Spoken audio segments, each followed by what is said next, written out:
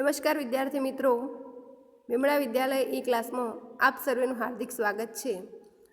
આજે આપણે ધોરણ 10ની અંદર ઘોડીની સ્વામી ભક્તિ પાઠનો અભ્યાસ કરીશું। ઘોડીની સ્વામી ભક્તિ પાઠના લેખક છે જોરાવરસિંહ જાદવ। ઘોડીની સ્વામી ભક્તિ પાઠના લેખક છે જોરાવરસિંહ જાદવ અને પાઠનો સાહિત્ય પ્રકાર છે લોકકથા।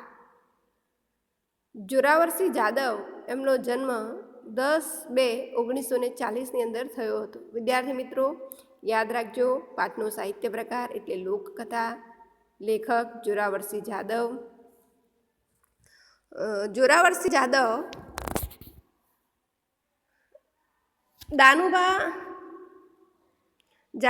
જોરાવરસિંહ દાનુભા જાદવ ધંધુકા તાલુકાના આકરુ ગામના વતની છે। સહકારી સંસ્થામાંથી અધિકારી તરીકે નિવૃત્ત થઈ અમદાવાદમાં રહે છે। તેમણે લોક સાહિત્યના વિવિધ સ્વરૂપોમાં કાર્ય કરેલું છે, સંપાદન કરેલ છે।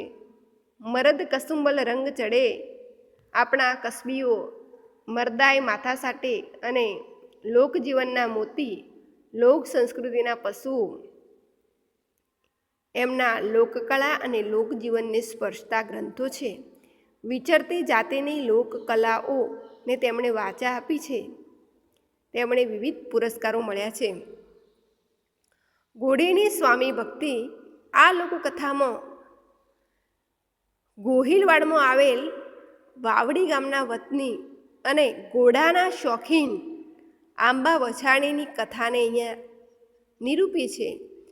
પાઠનો એમ કે પોતાનો શોખ પૂરો કરવા આંબા પટેલ બાબરાથી સરસ ઢેલ એક ઘોડીની જાત છે, એ ઢેલ જાતની અસલ ઓલાદની 6 મહિનાની એક વછેરી લઈને આવ્યા છે। વછેરી એટલે ઘોડીનું બચ્ચું, એને વછેરી કહેવાય। તો કે એ વછેરી ખરીદીને લઈ આવ્યા છે। એ વછેરીનું પોતે જીવની જેમ જતન કર્યું, એને પોતાના સંતાનની જેમ વહાલથી ઉછેરી અને રેવાળની ચાલ શીખવી। આ જાતવાન ઘોડીએ પણ પોતાના માલિક પ્રત્યે વફાદારી અને સ્વામી ભક્તિ દર્શાવવામાં કોઈ કચાશ રાખી નહીં। લેખક આ લોકકથામાં વિષયને અનુરૂપ સૌરાષ્ટ્રની તળપદી બોલીનું જોમ, ખમીર, મીઠાશ અને પ્રેમાળ જીવનને પણ વણી લીધા। માણસ અને પશુ બંને એકબીજા સાથે પ્રેમ અને વફાદારી કેવા નિભાવે છે એનું સચોટ દ્રષ્ટાંત આંબા વછાણી અને ઘોડી એ પૂરું પાડે છે। શું કહે છે કે પશુ છે ને એ કેટલું વફાદાર હોય છે। આ લોકકથામાં આંબા પટેલનો અશ્વ શોખ, અશ્વ પ્રત્યેના એના સંતાન જેવા વાત્સલ્યનું આલેખન થયું છે। સાથે સાથે જાતવાન ઘોડીની વફાદારી અને સ્વામી ભક્તિની વાત કરી છે। કથા જોઈએ તો આ વાત છે 50 વર્ષ પહેલાંની વાત છે। મૌર્યની એટલે પહેલાં 50 વર્ષ પહેલાંની આ વાત છે। એ વખતે ગોહિલવાડની ધરતી, જ્યાં ગોહિલવાડ છે એ કાઠિયાવાડનો ભાવનગર આસપાસનો પ્રદેશ। એ વખતે ગોહિલવાડની ધરતી માથે આવેલા વાવડી ગામના આંબા વાછાણી આંબા પટેલનું ખોરડું, ગોહિલવાડ એટલે વિદ્યાર્થી મિત્રો કાઠિયાવાડનો ભાવનગરનો આસપાસનો પ્રદેશ, મલક એટલે પ્રદેશ અને ખોરડું એટલે કે પોતાનું ઘર, મલક એટલે કે પ્રદેશ આખામાં જાણીતું હતું। શું કહે છે કે ગોહિલવાડની ધરતી ઉપર વાવડી ગામના આંબા પટેલનું નામ છે ને એ આજુબાજુના વિસ્તારમાં ખૂબ પ્રખ્યાત હતું। લોકો આંબા વછાણી આંબા પટેલને આંબા અદાના નામથી ઓળખતા હતા। શું કહે છે કે આંબા અદા નામ કીધું ને એટલે બધા ઓળખી જાય। જ્યારે ત્યારે ગમે તે માણસે પૈસા ટકાની કોઈ જાતની જરૂર હોય તો તરત આંબા પટેલ પાસે આવે અને એમને એમની જરૂરિયાત પૂરી થતી। બધા લોકો એમને ઓળખતા હતા। ગામ અને પરગામના સંધાય એટલે કે બધાય માણસો આંબા વછાણીની આંબા અદાના નામથી બકોરતા હતા, એટલે કે બોલાવતા હતા। સંધાય એટલે બધાય માણસો આંબા વાછાણીની આંબા અદા, પરીક્ષામાં પ્રશ્ન પૂછાય કે આંબા વાછાણીને લોકો કયા નામથી ઓળખતા હતા, તો આંબા અદાના નામથી, આંબા દાદાના નામથી બોલાવતા। આંબા પટેલ સમજણા થયા ત્યારથી તેમને ઘોડાનો જબરો શોખ વળગેલો।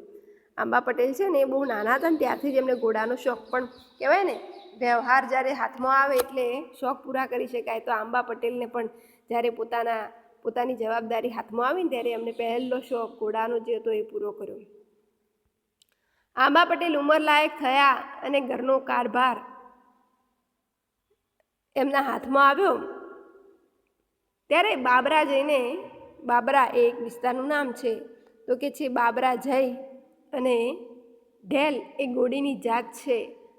એક અસલ ઓલાદની 6 મહિનાની વછેરી મૂલવી લાવે, એટલે કે ઘોડીનું બચ્ચું જે કહેવાય ને એ સરસ મજાની ઘોડી 6 મહિનાની વછેરી લઈને આવ્યા. આરસમાંથી કંડારી કાઢી હોય એવી ઓલાદ એટલે સંતતિ, વંશ, વછેરી એટલે નાની ઘોડી અને મૂલવ એટલે કિંમત કરવી. આરસમાંથી કંડારી કાઢી હોય એવી વછેરીનો જોટો ગોહિલવાડ પંથકમાં જડવો ભારે મુશ્કેલ હતો. રૂપાળી વછેરીના ચારેય પગને કપાળ ધોળેલા હતા. શું કહે છે? રૂપાળી વછેરીના 4 પગ હતા એને કપાળ ધોળેલા હતા. કાનની ટીસ્યુ બેવડ વળી જતી હતી. વછેરી જ્યારે ચમકતી ચાલે ગામ સોસરવી નીકળતી ત્યારે ગામ લોકો ફાટી આંખે નિરખી રહેતા. નિરખી રહેવું એટલે જોઈ રહેતા. સોસરવું એટલે ગામની આરપાર, આ જગ્યાએ આ વિસ્તારમાંથી બીજા વિસ્તારમાં લોકો બધા એની સામે જોઈ રહેતા આખા પંથકમાં. એટલે એટલા વિસ્તારમાં કોઈની પાસે એવી ઘોડી હતી નહીં. કેટલાક તો કહેતા, ખરો મારો આંબો પટેલ વછેરી ગોતી લાવે છે ને કંઈ. બધા એમ કહેતા, બેઠા હોય ને જોતા હોય ઘોડી, એમ કે મારો બેટો કેવું પડે હો, જબ્બર ઘોડી લાવ્યો છે એમ. વછેરી જ્યારથી ઘેર આવી ત્યારથી આંબા પટેલ એનું જીવની જેમ જતન કરવા માંડ્યા. આંબા પટેલ છે એ પોતાના જીવની જેમ ઘોડીને સાચવતા હતા. વછેરીને દૂધ પાવા ભરવાડની ઝોકમાંથી 2 બકરીઓ લાવીને ઘર આંગણે બાંધી દીધી. શું કહે છે? આ વછેરીને દૂધ પાવા, જોક એટલે ઘેટા બકરાનો વાડો હતો ને, એ વાડામાંથી વછેરીને દૂધ પાવા માટે ભરવાડના ઘેટા બકરાના વાડામાંથી 2 બકરીઓ લાવીને એમને બાંધી દીધી ને સવારને સાંજ 2 બકરીઓ દોઈ અને એનું દૂધ પાવા માંડ્યા. પંડના દીકરાની ઘોડે વછેરીની માવજત થતી હોવાથી વછેરી દીએ ન વધે એટલી રાતે ને રાતે ન વધે એટલી દીએ. શું કહે છે? પોતાના દીકરાની જેમ વછેરીની સાર સંભાળ, માવજત કરવી એટલે સાર સંભાળ રાખવી એમ. એવી સરસ મજાની એની સાર સંભાળ રાખતા હતા કે પોતાના દીકરાની જેમ. અને વછેરી છે એ કે દાડે ના વધે એટલી રાતે, દીએ ન વધે એટલી રાતે ને રાતે ન વધે એટલી દીએ, એ એકદમ ઝપાટા બંધ એટલે કે ઝડપથી મોટી થઈ ગઈ. બીજું વરસ બેઠું ત્યાં તો વછેરી એ ચડવ થઈ જાય એવું કાઠું કાઢ્યું. એમ કે છે કે વછેરી બીજા વર્ષે તો એકદમ મોટી થઈ ગઈ.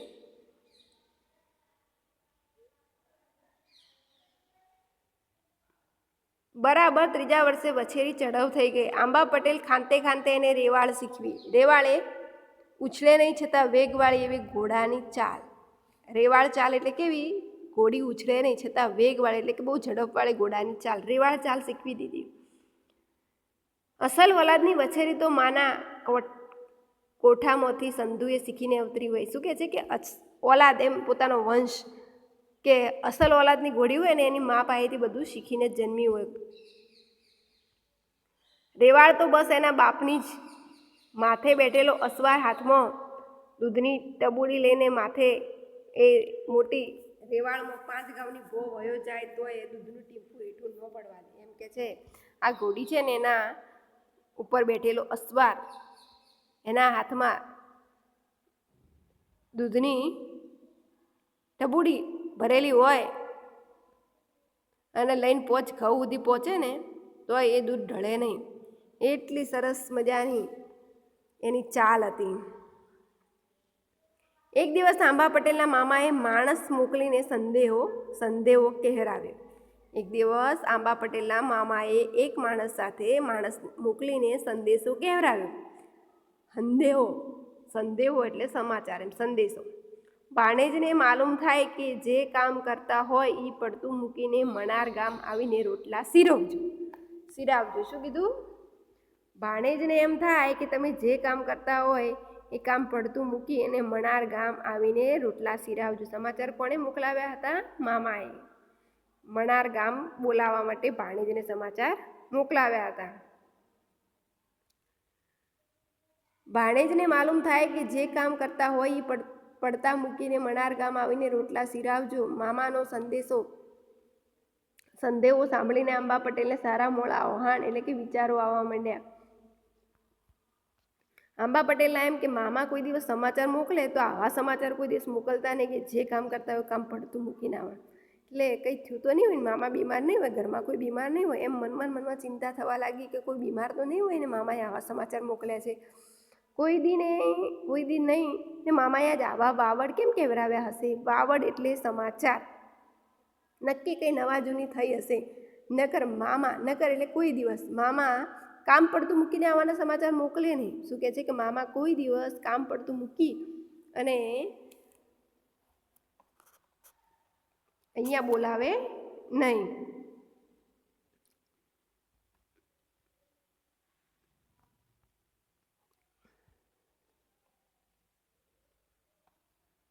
આંબા પટેલે આવનાર માણસને ફેરવીને એકની એક વાત અનેક વાર પૂછી જોઈ, પણ આગંતુકે પેટ દીધું નહીં. શું કહે છે? આગંતુક એટલે આવી ચડેલું, સિરાવું એટલે નાસ્તો કરવો, ઓહાણ એટલે ખ્યાલ. એમ કે છે કે આ આંબા પટેલે જે ભાઈ માણસ સમાચાર લઈને આવ્યો તેને ફેરવીને અલગ અલગ રીતે એની પાસેથી વાત પૂછી, પણ આગંતુકે પેટ દીધું નહીં. આગંતુકે કોઈ પેટની વાત કરી નહીં. ત્યારે આંબા પટેલે ઢાળિયામાંથી ઢેલને છોડીને ફળિયામાં લાવીને સાદ દીધો. ઢાળિયું એટલે ઢાળવાળું છાપરું અને ફળિયું એટલે આંગણું, આપણે મોહલ્લો હોય ને એને. તો કહે છે કે આંબા પટેલે ઢાળિયામાંથી ઢાળવાળું છાપરું, આ ઢાળિયામાંથી ઘોડીને લાવી અને ફળિયામાં છોડી અને ઘરમાં સાદ દીધો. ગણેશની બા સાંભળો છો કે? ગણેશની બા સાંભળો છો કે? મામાએ અબઘડીએ મણાર તેડાવ્યો છે. મામાએ અબઘડીએ મણાર તેડાવ્યો છે એટલે જાઉં છું. કાલનું વાળું ઘેર આવીને કરીશ. વાળું એટલે સાંજનું ભોજન. કાલે હું સાંજે ઘરે આવીને ભોજન લઈશ. પણ કંઈ કામ જોગ રાત વરત રોકાવાનું થાય તો ચંત્યા કરીને વાહે માણસ ન દોડાવતા. શું કીધું? પેલા આંબા પટેલે ઘોડી છોડી અને બૂમ મારી અને એમની પત્નીને કીધું કે ગણેશની બા સાંભળો છો કે? મામાએ મને સમાચાર મોકલાવ્યા છે અને મણાર મને તેડાવ્યો છે એટલે હું જાઉં છું. કાલનું વાળું સાંજે આવીને કરી લઈશ. પણ જો કોઈ કામ થાય, રાત વરત રોકાવાનું થાય તો તમે ચિંતા ન કરતા અને કોઈ માણસને ત્યાં દોડાવતા નહીં, એમ આંબા પટેલે એમની પત્નીને કીધું.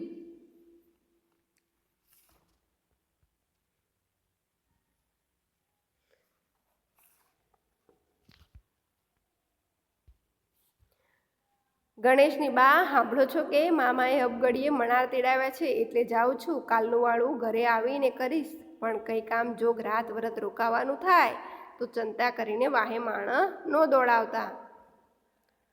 આંબા પટેલના ઘરવાળા સડપ લઈને ઘોડીનું ચોકઠું ઝાલી આડા ફરી વળ્યા અને બોલ્યા, અટાણે અહુર વેળાએ જવા નીકળ્યા છો, પણ મારું મન પાછું પડે છે. આંબા પટેલના પત્ની શું કહે છે કે અત્યારે અહુર વેળાએ તમે જાઓ છો તે મારું મન માનતું નથી. એટલે એમના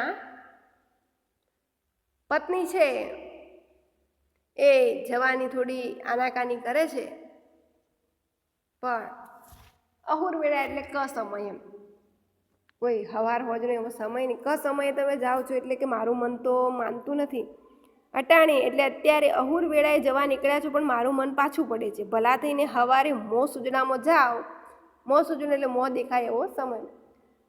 સવારે મોં સૂજનામાં જાઓ તો એક રાતમાં શું ખાટું મોડું થઈ જવાનું છે? આડી શેત્રુંજ નદી પડી છે, સોમાહાના દી છે ને પાણી બાણી આવ્યું હશે તો તમને હુરમત કર્યા વના નહીં રો ને એમને ઉપાધિનો પાર કરાવી મૂકશો.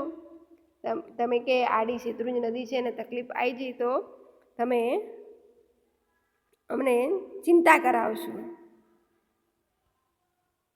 એટલે અત્યારે ના જાઓ ને સવાર વહેલા જાઓ તો સારું, એમ એમના પત્ની એમને કહે છે.